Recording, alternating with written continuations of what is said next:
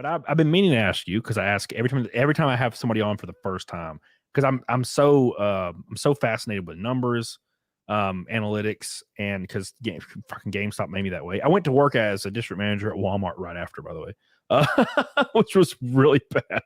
It was God so damn, stressful. the level of self-hatred you must bear with you. Fucking. It was bad. But anyway, so I've told my story about how YouTube came to be in content creation. What is yours exactly? So, like, was there a catalyst? Did you start doing it and for a long time and there was no response? Like, how did it happen? Yeah, it was weird. It was I only had a YouTube channel because I was doing like kind of fighting game tournaments and stuff. And so I'd post, footage of, fighting game tournament, whatever, me in matches. And that's where RazorFist comes from, by the way. It was just the name I used at tournaments because everyone has a handle at tournaments. Yeah. They don't use their actual name. So, or a lot of people don't. So, I had a channel, and then at some point I was writing a review of the movie Cobra, the 80s action movie, and it was just kind of a comedic movie review. And I realized at a certain point it would be better as a video. And so I reached out to a friend who knew video editing. That turned out to be Taryn Gell. And basically I wound up recording it as an audio file. He basically put it to a bunch of video, and we released that as the very first Rageaholic Cinema, essentially a review of the movie Cobra. That's why I have the aviators on. It's been that way ever since, right? The first episode was reviewing Cobra, and in that movie, he's got fucking aviators surgically grafted to his T-zone. So I was like, fuck yeah. And so from there, we like reviewed video games, did little things. I wouldn't say it became like an actual thing where I was routinely releasing videos until several years later, like maybe 2011, maybe 2012, 13, like around there, it kind of became more of a, okay, now we're releasing regular videos. So it was sort of incremental that way. We didn't have any massive, explosively popular videos right off the bat, although we didn't start out as YouTubers. We were primarily featured on Screw Attack, which I do side scrollers now with Stuttering Craig, which is kind of cool because he ran that website. And game trailers. Those were the big places where when I would post a video, I'd get thousands and thousands of views, which was really good in 2010 or whenever the fuck that was. And then gradually it seemed like all video creation migrated over to YouTube at a certain point, whether it's because Blip went away or dedicated websites went away. Let's be real. Exactly. Nobody goes to dedicated websites anymore. So gradually I sort of found myself being a YouTuber without intending to be one. I did have a few videos that were big-ish. I shit all over Final Fantasy VII in my second video, and that pissed off the entire internet.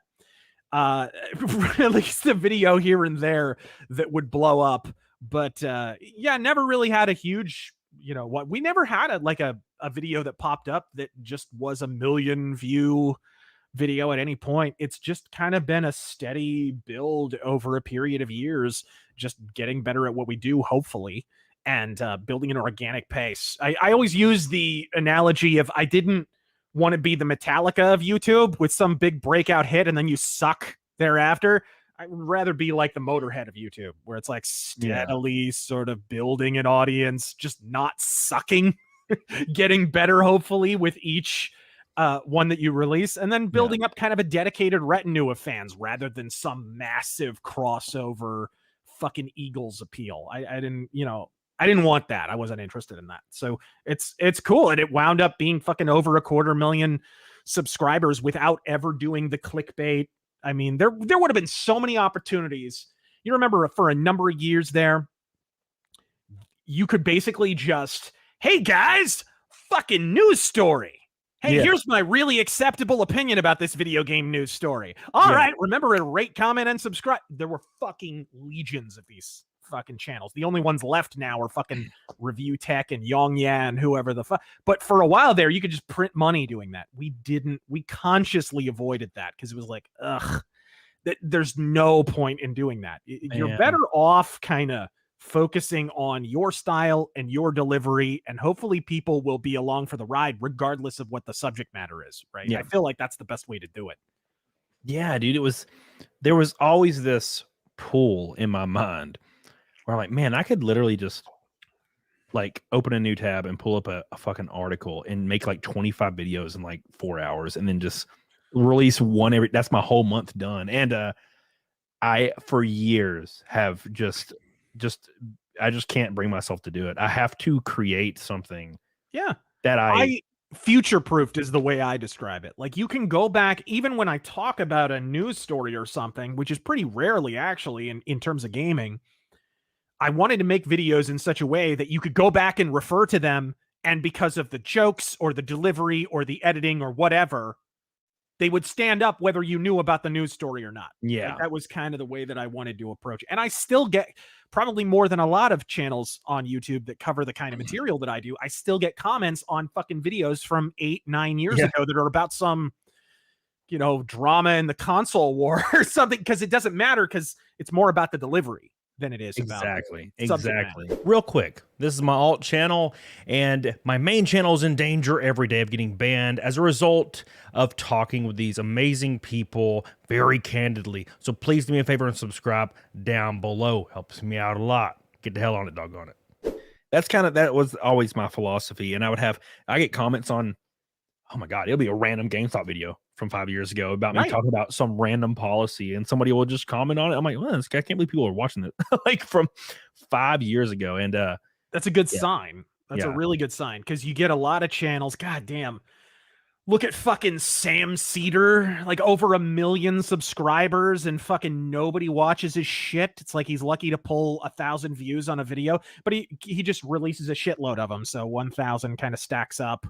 And that, you know, that's the big scam. You see so many channels like that. And what that really indicates is people are not interested in what you have to say. They're interested in if you're saying what they're saying.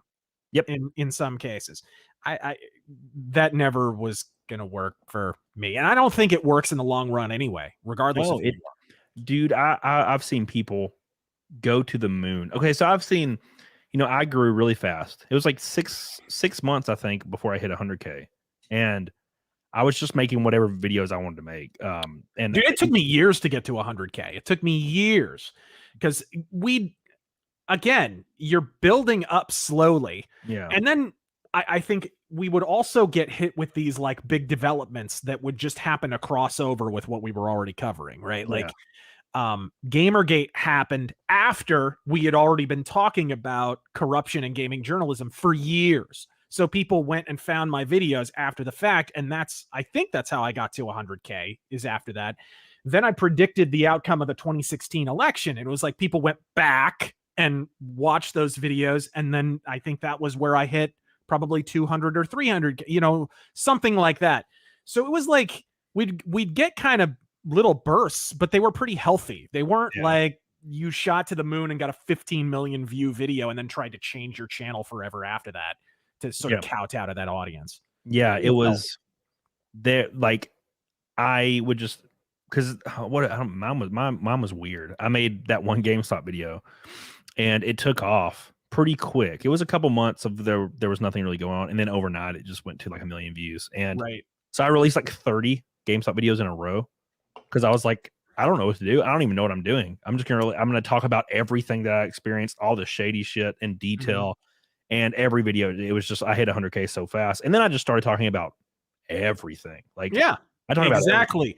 Don't, I honestly, if I have advice for anyone who wants to do this, don't limit yourself. Yeah. Make your delivery and your voice the centerpiece, and you will not be slave to whatever trend comes along, or and subject to the video. And I'm the worst when it comes to analytics, because that's all I did when I was, you know, in middle management, is looking at P&Ls all day, every day. So I have to actively avoid my analytics, because I put out a video yesterday, I think. And this video was actually almost like a documentary style video about like fraud happening, like money laundering on YouTube, like right now, that no one's talking about. And Craig mentioned it on his show yesterday. He talked about it for like 20 minutes and went through the video and showed it on the show. And it's like most underperforming video of like my last 10. And it's just talking about something I've never talked about just because I wanted to. And, you know, it's something I'm passionate about. And I have to like not look at analytics because in a year it might do better. It might blow up in a year or 6 months from now. It doesn't matter. It's important to have stuff that is of a high enough quality that when, think of it this way, what happens when you subscribe to a new channel? You tend to go back through the channel and watch a lot of videos. That's the kind of stuff that people are going to be like, whoa, I had no idea you covered this kind of stuff. And for new subscribers, it's that kind of stuff that actually is really important to have. So it's funny. That's kind of how Metal Mythos blew up. Metal Mythos, I'm probably my closest videos to 1 million views are Metal Mythos videos. And those didn't do shit when they came out. Didn't do anything. You know, few thousand. He's covering old metal bands. But anybody searching Judas Priest discography, anybody searching Iron Maiden discography, Iron Maiden review, anybody searching that subject on YouTube gradually finds those things. And when people subscribe to you, dude, they find that stuff and it's like, seriously, it's a treasure trove for them. They can then binge those for days. That's, dude, seriously, when you get inspired to make something, that's the only justification you need for making it, as far as I'm concerned. 100%. That's kind of where I'm at. Because probably the last year has been my most random year where I talked about the most different things. And just because I'm just, you know, I've kind of dived more into streaming than anything. I put out like 1 video a week now, and I just stream. Whereas I used to put out like 4 videos a week. And I'm just like, I just prefer this. I prefer the show, and I prefer really putting my mind towards one thing a week and like really shelling it out. I didn't stream in the beginning. I started streaming in like 2015. Didn't do it regularly. And then a few years ago, started doing it more regularly. I like streaming regularly because I don't know if you feel this way. It keeps me on a schedule in a weird way. Like it keeps me regimented. And of course you get to check in with your audience, see how they're responding to your latest videos, see what they dig, what they don't like. And of course you just get to shoot the shit and tell dick jokes. Yeah. And that's never bad. So I dig it. It was when I first started streaming, I wasn't so sure about it. And as I kept doing it, I realized, no, this is actually a really, really good way to keep yourself kind of moving forward, to keep yourself thinking about the next thing that you're going to make. That's probably a really good point because I've been streaming Monday, Wednesday, and Saturday since 2019. And it's kept me, I think that's what keeps me just going. And like you said, dude, I've seen so many channels. I was talking about this earlier and completely got off point, but I've seen so many channels a year. I wouldn't know what that's like, by the way. Yeah. It was like I've seen channels, like multiple channels, come a year after me, blow up over something, just go nuclear, and then their views within a year, their views trailed off to nothing, and then they just stopped posting. They're gone now, and I'm like, and I'm still. It's been 5 years. I'm still going like every day. It's just still streaming. And do you watch pro wrestling at all? I used to. Haven't in a while. Okay, you've surely noticed the phenomenon of pro wrestling shoot podcasts and shit. Maybe like Ric Flair will have a podcast, and whoever fucking Goldust will have a podcast, and JR will have a podcast. Okay, right? They've all got their podcast. Yeah, and if you are big, and they're going to be big forever. Like Stone Cold Steve Austin's podcast is going to be big as long as he does it because he's Stone Cold Steve fucking Austin. Right? Yep. But then you see all these other people where it's like, oh, Marty Jannetty has a fucking podcast. Great. Fucking. And once Marty Jannetty works through all of his fucking ring stories, all 12 of them, it's like it'll explode for a minute and then it's gone. And you see this again and again. And it's like this hothouse kind of microcosm of the entire YouTube experience. If people aren't actually interested in you and like how you're delivering things and whatever your personality, I guess, yeah, you're gonna fucking flame out so fast it's gonna set a land speed record. Yeah, that was like Brie Larson. Like she came to YouTube, and of course YouTube just I forgot she even did. Dude, she apparently called YouTube, or one of her agents called YouTube, and they just put her on the front page every single day. And she was getting like 16K views at the end of that. And nothing. And she's like Brie Larson. Now, and to put that into perspective, Jack Black came onto YouTube and literally just flopped back in his chair and was like, "We're gonna kill PewDiePie," and then he got 1 million subs, and he actually, I think his son actually edited everything, and his videos were fantastic. He just walks, he just goes out and eats and just acts like Jack Black, and it's amazing. Exactly. You could watch a Jack Black interview and tell that he's going to be entertaining on a YouTube channel. Yep. You can tell instantly. I'm not a big Russell Brand fan, but he could talk about fucking anything, right? And it's going to be entertaining. That's why his podcast works. It's, if you don't have that, you can't manufacture it. It's not possible. No, and I think what Brie Larson thought, she's like, well, I'm an actress. I can just act like, I can just do the thing. And she would act all awkward. She's like, yeah, I don't know how to set my camera up or my audio. I hope it looks good. And of course, it's like studio quality. And she's like faking. It was awful. It was just awful. Yeah, I only have an entire wall of halcyon lighting and the Sybil Shepherd camera filter. I don't know if I look really good. Yeah. Even though we had a 5-hour lighting setup.